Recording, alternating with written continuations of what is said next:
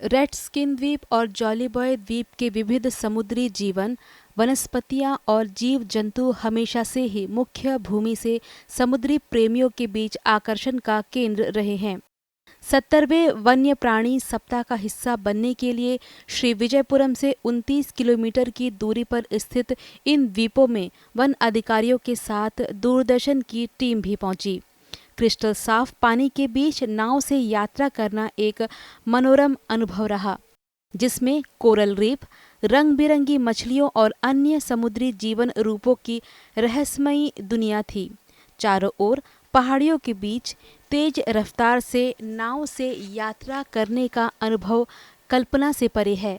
यह देखना अनोखा है कि यह द्वीप सिर्फ 1 किलोमीटर लंबा और 500 मीटर चौड़ा है।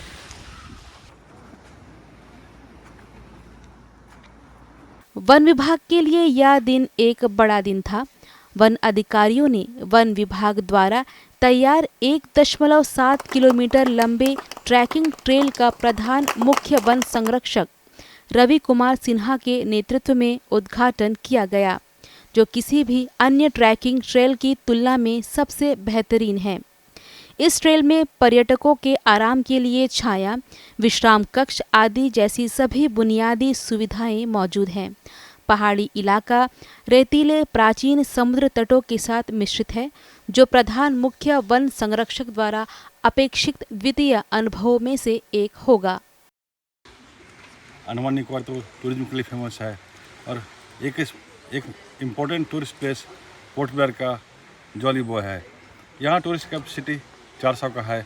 अभी 200 से 300 लोग यहाँ आ रहे हैं। जो भी लोग बाहर से आते हैं वो नेचर को देखे हुए नहीं होते हैं। कम से कम जब भी जंगल देखते हैं तो रोड साइड से गाड़ी से देखते हैं, दूर से देखते हैं, फोटोग्राफ में देखते हैं। लेकिन यहाँ पर नेचर ट्रेल बनाया गया है ये 1.7 किलोमीटर का। तो इसमें रास्ते में एजुकेटिव इन्फॉर्मेशन भी है, काफ़ी बटे से जो हैं, काफ़ी देखने के लिए इंटरेस्टिंग लगेगा लोगों के लिए। और यहाँ पर जॉली बॉय में जो ज़्यादा समय बिताने के लिए भी काफ़ी बड़ा इंसेंटिव है। हाँ कि वहाँ यहाँ आए और देखें, और यहाँ आए तो सिर्फ स्नान करने के लिए नहीं आए, बीचेज को एंजॉय करने के लिए नहीं आए, एक बार नेचर ट्रेल में घूमने के लिए यहाँ जरूर आए। महात्मा गांधी राष्ट्रीय उद्यान के प्रभारी अधिकारी प्रवालों के विरंजन के लिए जलवायु परिवर्तन को इसका कारण बताते हैं और आशा व्यक्त करते हैं कि जॉली बॉय में यह ट्रैकिंग मार्ग पर्यटकों के बीच काफ़ी लोकप्रिय होगा। देखिए, कोरल में वर्ल्ड वाइड पिछले साल कोरल ब्लीचिंग का इफेक्ट हुआ है, क्योंकि क्लाइमेट चेंज के वजह से सारे जो समुद्र के अंदर के जो तापमान है उसके बढ़ने के कारण कोरल ब्लीचिंग वर्ल्ड वाइड सब में हुआ है। तो अंडमान में आप Mahatma Gandhi marine national park में बहुत ही कम ब्लीचिंग हुआ है।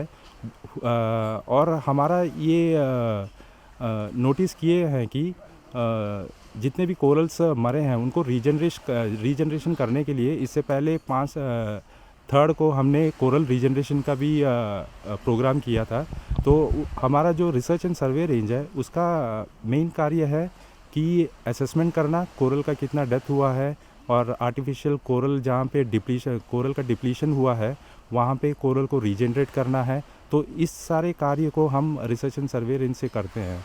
तो coral bleaching Mahatma Gandhi marine national park में इफेक्ट हुआ है, लेकिन सारे आइलैंड पे नहीं है, कुछ गिने चुने आइलैंड में इफेक्ट हुए हैं। और हमारा कोशिश यही है कि उस सारे जगह पे आर्टिफिशियल कोरल रीजनरेशन करे, और उसका रिज़ल्ट क्या है वो बाद में 1 साल के बाद में पता चल जाएगा, जितनी मेहनत की है। जॉली बे जो आइलैंड है ये टूरिज़्म के लिए खुलता है नवंबर 15 से अगले 6 महीने तक के लिए। जॉली बे टूरिज़्म ओपन रहता है। यहाँ पे जो टूरिस्ट आते हैं उनका मेन जो रिक्रिएशनल एक्टिविटी है वो है कोरल व्यूइंग, क्योंकि जॉली बे आइलैंड के चारों तरफ फ्रिंजिंग रीफ्स है, तो उसमें बहुत ही खूबसूरत और कलरफुल कोरल देखने के लिए मिलते हैं जो भी टूरिस्ट इस आइलैंड पे आते हैं। इन एडिशन हमारे DCF सर का एक आइडिया था कि जो भी टूरिस्ट आते हैं यहाँ पे उनको लोकल जो फ्लोरा है, उसके फ्लोरा और फौना है उसके बारे में पता चले। तो इस वजह से इस वाइल्ड लाइफ वीक में DCF सर का आइडिया था कि एक नेचर ट्रेल खोला जाए। तो इसका वर्क है कि पास्ट 1 मंथ से हम कर रहे थे। और आप जैसे ही नेचर ट्रेल में जाएंगे आपको इको हट मिलेगा, बेंचेस, रेस्टिंग बेंचेस मिलेगा, और सारे पेड़ के साइंटिफिक नेम और लोकल नेम रहेगा, और सेल्फी पॉइंट सारे बनाए हैं। तो मेन मकसद था लाइवलीहुड ऑप्शन। जैसे अंडमान में मेन जो सोर्स ऑफ इनकम है वो टूरिज़्म है, सेक्टर है। तो उसके लिए हमने ये नेचर ट्रेल का ओपन किया है, जिसमें हमारा आइडिया है कि गाइड्स को आके हम सब ट्रेन कराएंगे। ट्रेन करके जो लोकल पेड़ है, जो चिड़िया दिखते हैं, उसके बारे में उनको बताएंगे, ताकि जो लोकल टूरिस्ट आए वो उस गाइड के सहारा ले, और सहारा लेके नेचर ट्रेल में जाने टाइम उनको सारे फ्लोरा और फौना के बारे में एक्सप्लेन कर सके। तो 1 महीना से काम किए थे हमने, और बहुत ही नॉलेजेबल नेचर ट्रेल है, जिसमें सारा इन्फॉर्मेशन मिलेगा। और जॉली बे और इसके आसपास जितने भी विलेजेस है, उनके जो लोकल बच्चे हैं, उनको एक लाइवलीहुड ऑप्शन, एक कमाने का ज़रिया मिलेगा।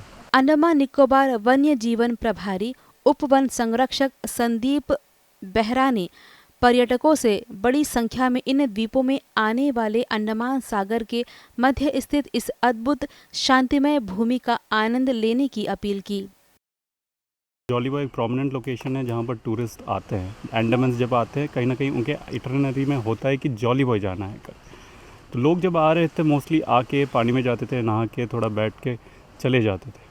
सो शिप्स आती है, उनको लेके वापस चली जाती है। The idea was this that कि अगर कोई बॉम्बे, दिल्ली, बेंगलोर ऐसे कई जगहों से आते हैं जहाँ पर फॉरेस्ट काफ़ी कम रहते हैं अंडमान के मुताबिक, तो यहाँ विभिन्न प्रजातियाँ हैं, काफ़ी नए चीज़ें देखनी जाती है जहाँ वहाँ नहीं मिलता। जैसे कि बटरेस हो गए, मैंग्रोव रूट्स हो गए, जो कि वहाँ नहीं मिलता। अलग अलग बर्ड्स हो गए, मशरूम्स हो गए, ऑर्किड्स हो गए। तो ये एक हमारे अंडमान का डाइवर्सिटी दिखाने का कोशिश है हमारे जितने भी टूरिस्ट आते हैं, ताकि यही चीज़ वो आगे जाके फैला पाए। तो लास्ट ईयर आपको याद होगा हमने एक रेड स्किन का नेचर ट्रेल इनॉग्रेट किया था। इस साल हम लोग जॉली बॉय का ये नेचर ट्रेल इनॉग्रेट कर रहे हैं, जहाँ पर लोग आ सके, बीच के साथ साथ वो हमारे जंगल के बारे में भी जान पाए और जागरूक हो पाए। जो बच्चे आएंगे वो कहीं ना कहीं फ्यूचर में इको वॉरियर्स बनेंगे। जब देखते हैं कि जंगल ऐसा है तो उनके अंदर भी कुछ चीज़ आएगा कि हाँ चलो इसके लिए हम भी काम करेंगे करके। तो ये एक चीज़ है, देखेंगे कि हाँ चलो एक बहुत खूबसूरती से इको चीज़ें यूज़ करके, परमानेंट चीज़ें नहीं, टेम्प्रेरी बली पोस्ट, NTFPs ऐसे चीज़ें यूज़ करके ये एक नेचर ट्रेल बनाने का प्रयास किया गया है, ताकि लोगों को फ़ायदा हो और आगे जाके जॉली बॉय का इको टूरिज़्म और अच्छे से मैनेज हो।